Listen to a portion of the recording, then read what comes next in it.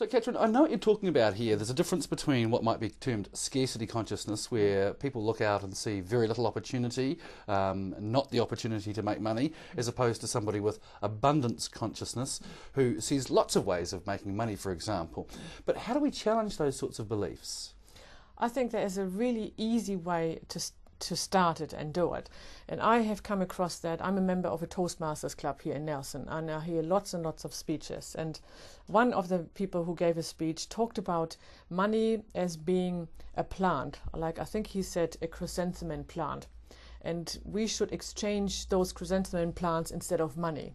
And then he made a whole speech about explaining why it doesn't matter whether it's money or a plant, it's only an energy which is flowing.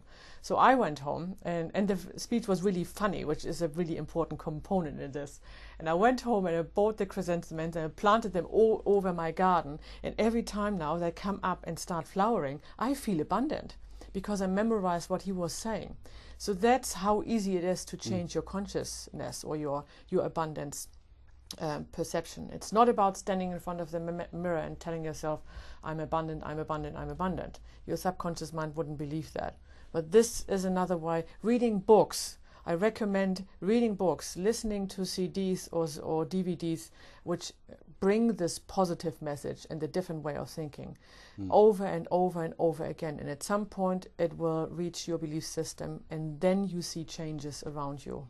You know, in New Zealand we have a particular cultural issue that we call tall poppy syndrome. Now, I know you're German, but I'm no doubt you're aware of New Zealanders' tall poppy syndrome. It's almost a resentment and a resistance to success. How are people ever going to succeed in life while they have that resistance? They need to allow this to happen. When I came here, I had no idea about this, but I watched it very much in the Olympic Games. I found it interesting that we came a lot of the times either third or fourth, more often fourth, and that has to do with only belief. Those milliseconds do not, the training, the skill, the whatnot doesn't make any difference. It's whether you believe you can achieve it.